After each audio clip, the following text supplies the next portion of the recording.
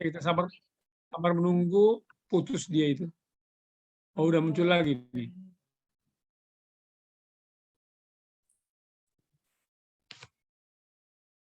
Dewi, Pak. sudah bisa? Lanjutkanlah, silakan. Keenam, kurangnya pendidik yang memiliki skill untuk memproses remaja yang menjadi korban orang. Jadi pembatasan masalah adalah sesuai dengan judul yang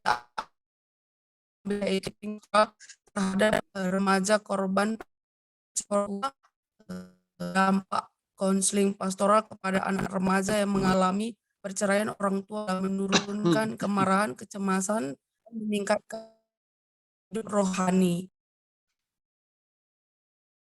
Yuk, putus lagi. Di klasis baru saja isi banyak.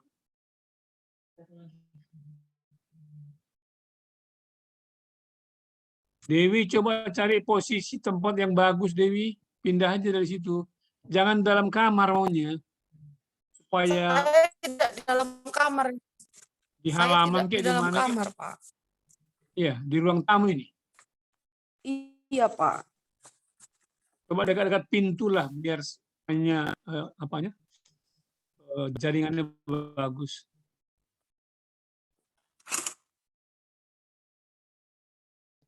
Oke, sudah? Apakah sudah, Pak? Oke. Saya pikir cukup sekian ya, Dewi. Kami akan memberikan masukan-masukan ya. Dari saya Iya, Pak. duluan, Dewi, saya sepertinya masih menerima soft copy yang lama ini. Tadi waktu kamu menjelaskan, kamu sudah menampung masukan dari Bapak, yaitu dampak konseling pastoral dengan pendekatan emotif terapi tadi ya. Iya, rasional emotif terapi, Pak. Ya, itu yang kau gunakan jadinya kan? Iya, Pak. Oke, pertanyaan saya adalah nanti bakal klienmu itu laki-laki atau perempuan? Campur sepertinya rencana, Pak. Campur ya. Iya, Pak. Karena kalau gunakan RIT itu nanti kalau klienmu lebih di otak dia. Iya, Lebih baik. dominannya di otak, kan begitu. Iya, Tapi benar, kalau Pak. lebih dominannya di perasaan, klien center dia.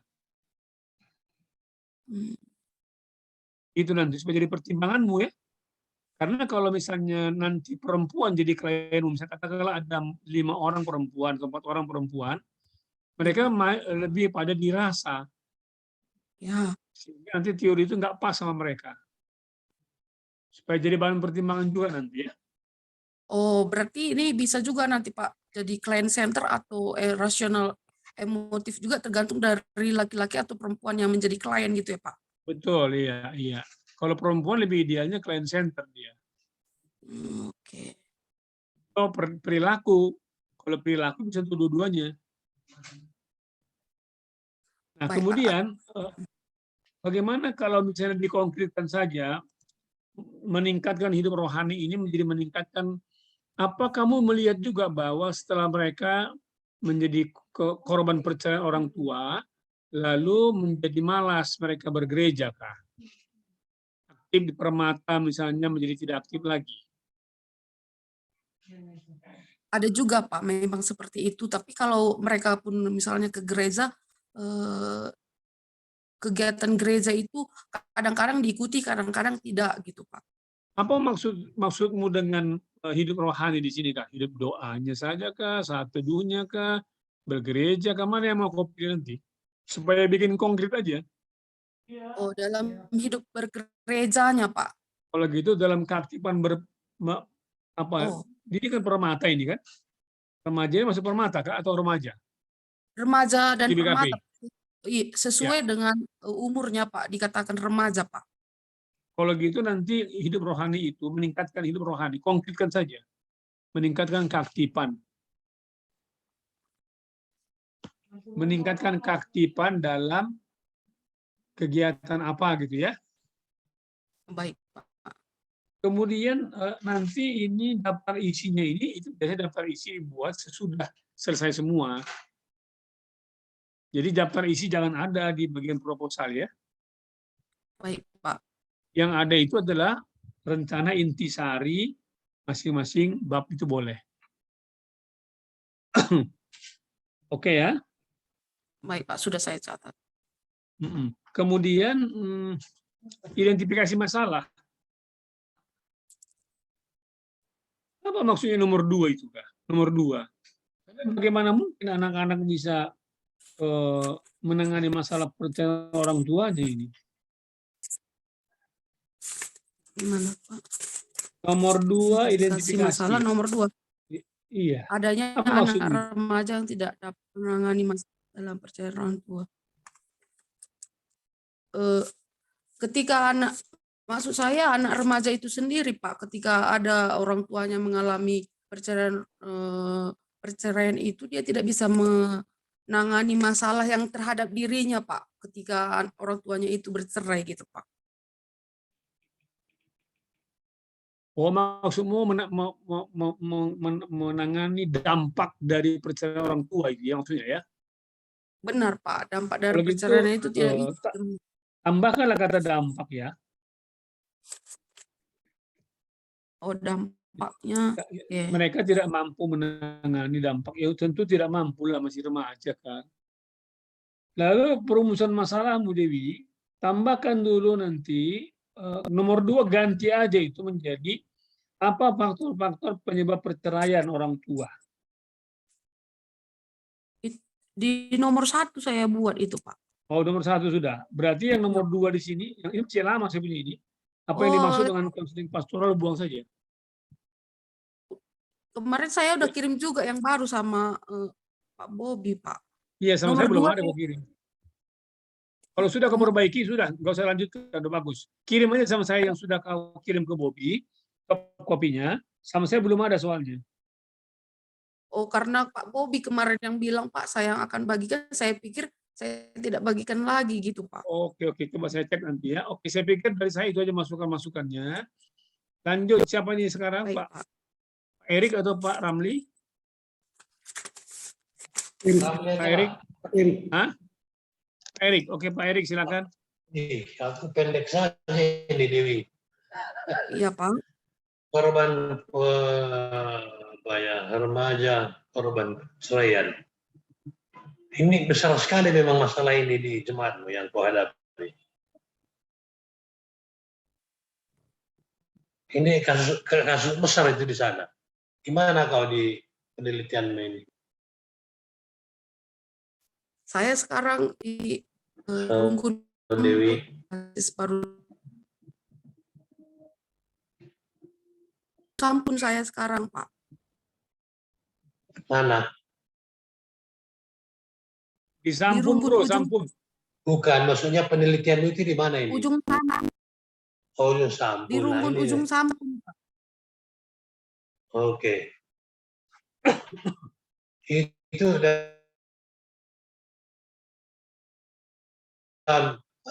latar belakang masalah itu paragraf 5 itu yang A, B, C itu dinarasikan saja ya.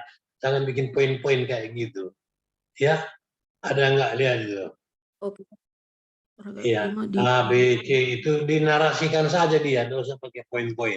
Ya. Kemudian tidak ada narasi tentang kasus di mana dan siapa itu.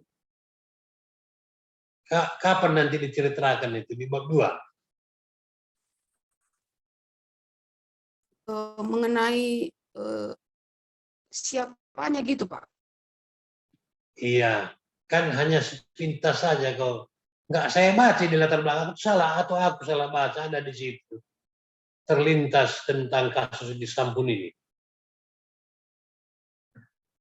Itu kan nanti Pak, bab 3 lah Pak, siapa-siapa nanti yang saya teliti Pak. Cuman kalau di dalam tempat atau ada kau sebutkan dalam latar belakang masalah ini tentang kasus di Sampun ini ada.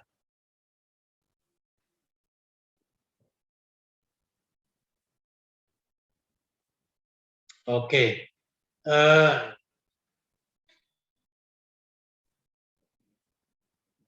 Apa ini kemarin saya catat ini? Identifikasi masalah, ya baru kelihatan. Nggak dengar kau apa saya bilang ini ya. Kepustakaan masih kurang untuk bahasa Inggris begitu ya. Juga kepustakaannya kurang sekali ya.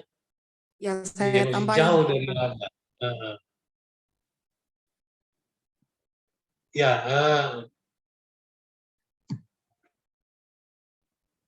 kembali ke sudah berapa tahun kau di sana? masih jalan 6 bulan, Pak. Terus 6 bulan itu langsung ketemu kasus itu ya? Karena saya juga memasuki pelayanan kepada anak KKR, Pak. Jadi saya melihat anak KKR itu anak KKR itu di dalam remaja, Pak. Jadi saya sudah juga di situ dan saya masuki juga pelayanannya, Pak. Makanya saya temukan hingga saya tertarik untuk membuat judul ini, Pak. Gitu. Apa yang pernah dia ceritakan sama kau remaja ini? Eh, Sebenarnya yang pertama saya melihat dari tingkah laku dari kehidupannya baik sehari-hari gitu, Pak. Terlalu adanya gimana hidupnya tidak ada misalnya kalaupun dia gereja gitu, Pak, dia diam gitu, diam dan kelakuannya mengganggu teman-temannya, lalu diambilnya uang temannya gitu. Dari situ saya penasaran ini bagaimana, kenapa gitu. Rupanya ada pengaruh dari keluarga yang broken home itu, Pak, gitu, dari perceraian itu gitu. Sudah Ada lama juga itu? dia Sudah lama orang tuanya bercerai? sudah, Pak, Berapa lama? berkisar 5 tahun dia, Pak. Terus ada saudaranya? Dia sekarang tinggal sama nininya, sama neneknya, Pak. Saudaranya ada kan? Saudaranya di sini ada juga, Pak. Itu tinggal di mana? Di ujung Sampun juga, Pak. Bukan, maksudnya kalau si remaja yang kecil itu tinggal sama neneknya, Iya, Pak. terus saudaranya yang lain ditinggal di mana? Sebagian sama neneknya, sebagian sama mamanya gitu, Pak. Sama bapaknya nggak ada. Bapaknya itu kemana perginya? Kampung itu juga? Enggak, Pak. Tidak di kampung ini, Pak. Ibunya di kampung? Ibunya juga tidak di kampung ini. Dia sama neneknya aja di kampung ini, Pak. Jadi apa yang mau kau bantu terhadap anak remaja ini? Inilah, Pak, dengan metode rasional emotif ini tadi saya membantu bagaimana karena rasional emotif ini adalah kan metode yang menggunakan pikiran.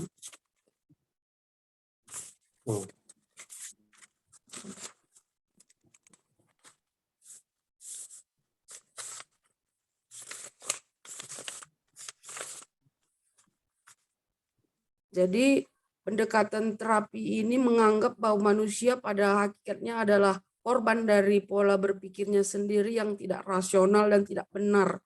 Sehingga terapis dengan metode ini berusaha memperbaiki pola berpikirnya dan menghilangkan pola berpikir yang tidak irasional itu, Pak, gitu. Oke lah, itu membutuhkan kerja keras ya. Bagaimana mengubah pola pikir dan attitude-nya ya. Itu tidak gampang, jadi harus hati-hati untuk menerapkannya. Berikut terakhir dari saya, apa kira-kira yang sudah dilakukan gereja kalau sudah 6 tahun seperti itu?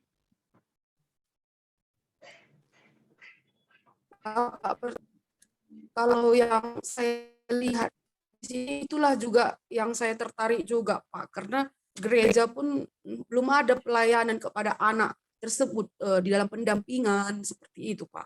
Itu juga yang menjadi ketertarikan saya melakukan penelitian dan memakai metode ini hingga membantu si klien termasuk anak remaja tersebut nantinya, Pak. Gitu. oke lah. Butuh apa ya? Butuh pemahaman teologi yang mendalam, psikologi anak, psikologi remaja. Nanti kau harus baca itu semua ya, literatur umum nanti. Iya, Pak. Itu tidak gampang nih. Juga pendampingan yang dilakukan. Terus bagaimana mengajak anak-anak remaja itu sendiri di gereja itu bisa memiliki konsep yang positif tentang keberadaan anak ini, supaya jangan dianggap anak ini seperti terhukum atau tersudutkan, seperti ya terdiskriminasi ya. Itu Ya, tugasmu itu.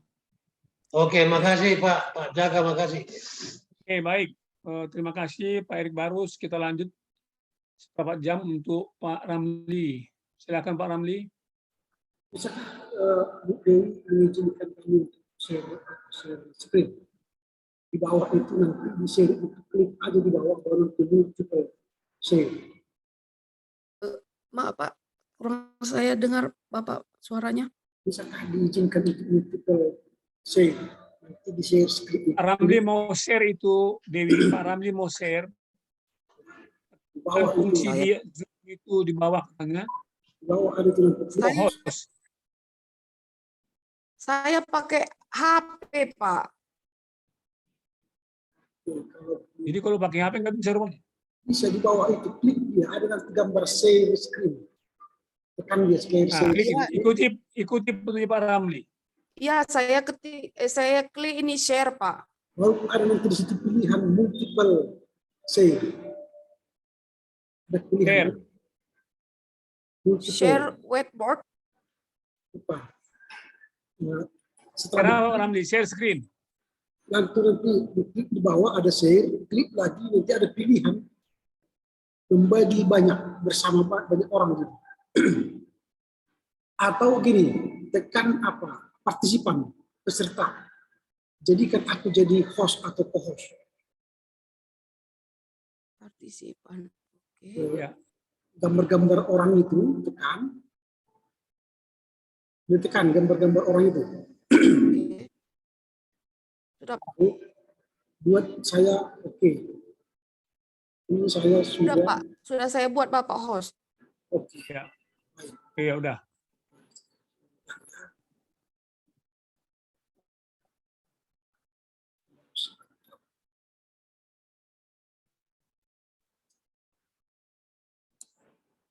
Saya akan share screen dulu.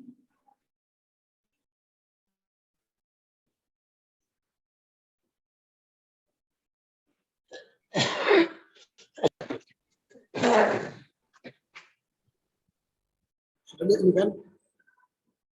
Ya, Pak. Oke, saya mulai dari judulnya. Nanti Dewi, setiap judul ini nanti dibuat dia harus pakai huruf besar di bawah. Lalu ini fontnya 18. Lalu subjudulnya ini fontnya 14. Ya, Pak. Baru nanti namamu juga ini harus dibawa. Usahakan ditebalkan. Jadi sama ini juga nanti semua yang saya tanda ini nanti dibuat dengan sama. Dan hurufnya 18. Ini juga nanti harus dibesarkan. Juga apa ditebalkan, coba tebal. Kemudian huruf dalam catatan kaki yang ini semua harus sama dengan huruf skripsi ini. Nah, ini sama, harus sama dengan ini. Ini kan masih kalibri yang di bawah, yang di atas itu Times Roman. Nanti semua ini satu dan filenya ke kamu supaya dibaca-baca dan gitu. Lalu biasanya dalam ejaan bahasa Indonesia, menulisnya itu harus ya, karena kebenaran dia pakai tanda garis. Ya. Sebentar ya Pak, putus-putus suara Bapak saya dapat. Oke. Nanti catatan saya ini akan saya berikan juga, saya kirim ke ini. Lalu setiap judul buku harus miring. Ini kan pendampingan pastoral.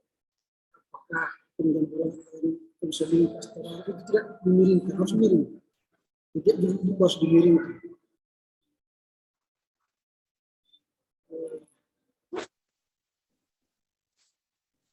Nah ini pertanyaannya.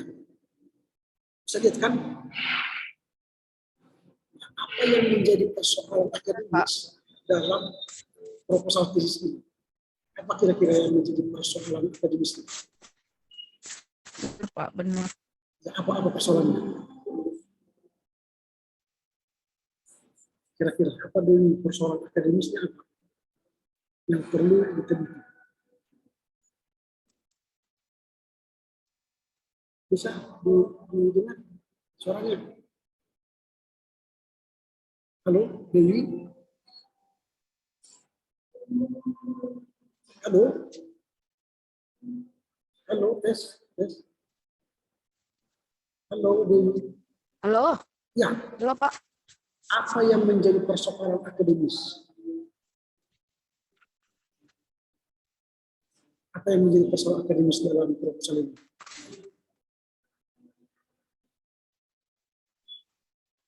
Halo? Apakah terdengar? Seperti yang saya tulis di judul Pak, itulah yang menjadi mau kajian saya dalam bentuk Ya, di judul kemarahan, ditulis. kecemasan dan keaktifannya dalam ke gereja Pak. Ya, tapi itu tidak kamu tulis di latar belakang persoalannya. Harus kau tulis. Jadi tulislah persoalan itu di latar belakang. Sudah saya Ditulis ya. Apa yang menjadi catat. Ya, apa yang terjadi pada anak remaja yang orang tuanya bercerai? Apa yang terjadi pada anak remaja yang orang tuanya bercerai? Lalu apa yang seharusnya dilakukan oleh remaja yang orang tuanya bercerai? Atau apa yang seharusnya dilakukan gereja bagi orang tuanya yang bercerai? Sehingga nanti dengan menemukan fakta ini, maka kamu akan menemukan persoalan akademis. Jika anak-anak itu menjadi malas ke gereja, atau berlaku tidak baik, atau berlaku buruk, pertanyaannya ialah, mengapa anak-anak yang orang tuanya bercerai cenderung berlaku buruk? Lalu di tengah situasi itulah ada solusi yang akan kau tawarkan. Itulah tadi yang rasional emotif. Ini solusi yang hendak kau tawarkan secara pastoral. Nah, tetapi kau harus sampaikan objeknya di mana, di gereja mana terjadi itu. Nah, supaya jangan tiba-tiba muncul di identifikasi masalah ada GBKP klasis baru Sibayang. Padahal di atas, di latar belakang ini tidak ada kau tulis. Tidak pernah kau singgung soal GBKP klasis Sibayang itu. Di latar belakang yang disampaikan bahwa anak remaja yang mengalami korban perceraian orang tua ini terjadi di GBKP klasis baru Sibayang. Nah, sehingga nanti identifikasi masalahmu sinkron dengan latar belakangmu. Nah itu. Misalnya nomor 2, ada anak remaja yang tidak menangani masalah dalam orang tuanya di klasis baru Sibayang. Padahal ini belum tahu sampaikan ini di latar belakang. Jadi artinya apa yang kau tulis di identifikasi masalah ini adalah fakta yang ditemukan di GBKP. Di GBKP klasis baru. Nah, ini. Sehingga ini persoalan yang kamu lihat. Dan persoalan inilah yang perlu diselesaikan secara akademis. Nah, bagaimana cara menyelesaikan secara akademis? Maka itulah butuh perumusan bersama. Untuk menyelesaikan persoalan itu, butuhlah perumusan masalah. Perumusan masalah ini adalah pertanyaan akademis. Ini pertanyaan akademis. Nah, pertanyaannya harus jangan banyak. Ini kan? Rumusan masalahnya, ini yang kau tulis sekarang itu, tidak menyentuh persoalan penelitian. Kan tidak menyentuh. Misalnya, persoalan di BKP baru itu adalah ada remaja korban korban bercerai orang tua. Lalu pertanyaannya sebenarnya di sini yang cocok ialah mengapa anak remaja korban orang tua bercerai cenderung bersikap negatif? Kan ini kan pertanyaannya. Lalu kamu cari jawabannya, lalu cari solusi dengan solusi untuk anak-anak yang korban bercerai itu supaya mereka tidak menjadi negatif, supaya positif, maka buatlah solusi dengan rasional emotif. Supaya mereka nanti korban itu menjadi anak baik seturut dengan kehendak Tuhan dengan pendekatan pastoral rasional itu. Ini sehingga tidak perlu banyak pertanyaan. Karena semakin banyak pertanyaan, semakin banyak kau jawab nanti di bab 3 dan bab 4. Jadi pertanyaannya itu cukup 3. Cukup 3. Satu pertanyaan inti, 2 pertanyaan turunan. Pertanyaan intinya tadi, mengapa anak-anak itu korban perceraian orang tuanya cenderung menjadi anak kurang baik? Pertanyaan intinya. Lalu pertanyaan turunannya misalnya, apa faktor-faktornya yang menyebabkan mereka tidak? Lalu pertanyaan ketiganya, bagaimana caranya secara pastoral membimbing mereka supaya menjadi anak yang baik? Jawabannya kan nanti rasional emotif. Nah, kemudian tujuan penelitian nanti akan selaras dengan rumusan masalah. Tujuan itu untuk mengetahui bagaimana sikap anak yang korban orang tuanya bercerai. Dan itu yang mau kita carikan untuk mengetahui karakter atau sikap anak korban orang tua yang bercerai. Itu yang mau kita cari tujuannya. Salah satu contoh. Lalu manfaatnya untuk mengetahui tentang bagaimana sikap anak yang korban orang tua yang bercerai. Korban anak yang orang tua yang bercerai. Jadi menambah wawasan pembaca, menambah wawasan penulis, membaca wawasan kita akademis. Dengan membaca tesis ini nanti saya akan mengetahui, oh rupanya begininya sikap anak remaja yang orang tuanya bercerai. Saya mengetahui dari tulisan. Sehingga dengan saya tahu, saya tambah wawasannya tentang remaja yang orang tuanya bercerai. Lalu itu akan dimanfaat penelitian itu selalu kalimatnya agar menambah wawasan tentang. Baru kemudian ini metode penelitian, bukan metode, tapi metodologi. Nah, bedanya S1 dengan S2 di sini. S1 itu kan banyak deskripsi, menggambarkan sebuah persoalan akademis. Tapi S2 dia sudah bicara metodologi, bagaimana cara menyelesaikan masalah secara akademis. Ini beda kita dengan S1. Jadi S2 itu bicara metodologi. Kalau S3 kan menemukan teori atau mengembangkan teori. Tapi S2 mengetahui bagaimana metodologi. Jadi metodologi itu adalah bagian yang sangat penting dalam studi pasca sarjana. Nah, itu ya.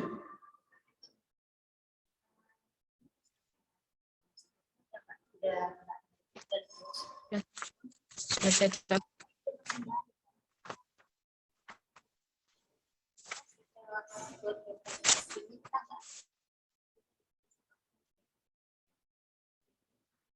Nah, jadi ini sobat caranya penulis belum memilih salah satu metode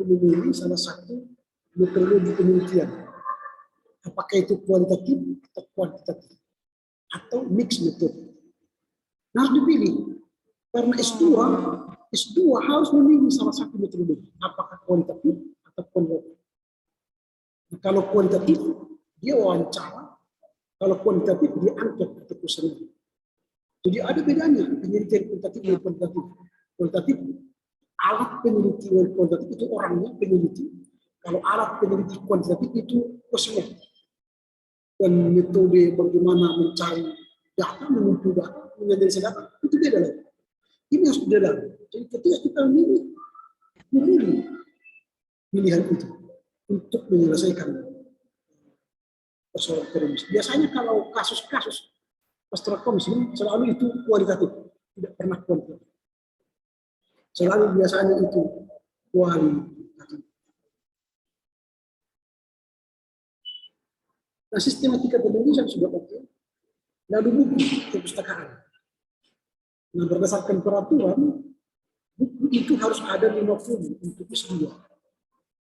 Dan 50 itu dari 50 itu ada 10 yang berbahasa Inggris.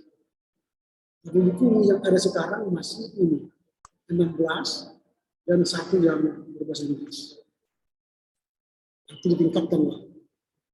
Oke, demikian dari saya Pak Fotografer, saya kembalikan. Terima kasih. Ya, baik Dewi, sudah didengar semua ya, sudah ditampung ya. Masukan-masukan yang ada nanti Pak, dalam sudah. perbaikan. Dalam perbaikan nanti akan kami periksa ya.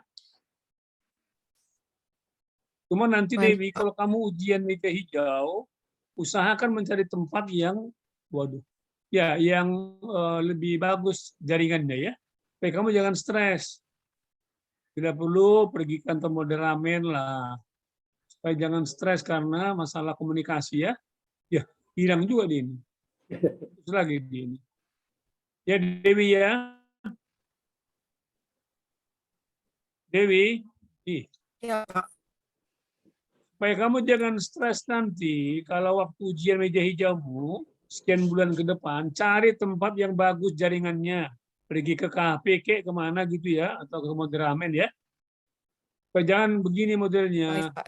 Akan Mempengaruhi dirimu nanti tuh kalau stres, nggak bisa menjawab, kan repot. Oke, baiklah, kita sudah selesai proposal. Silakan Dewi, tutup dalam doa. Silakan. kita berdoa. Bapa di dalam surga, terima kasih untuk hari ini Tuhan. Terus juga ketika waktu yang bisa kami pakai dalam kami dan juga orang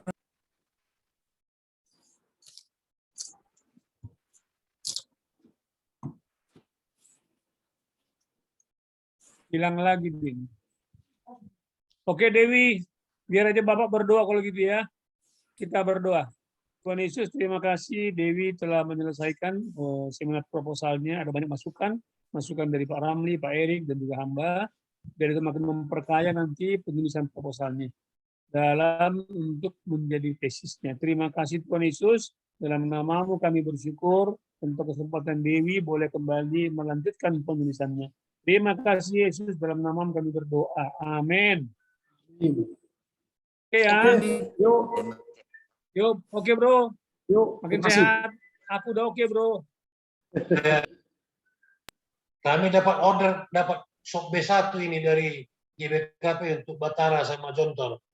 Ya, betul. Mantap kalian bro. Hebat Ya. kalian bro.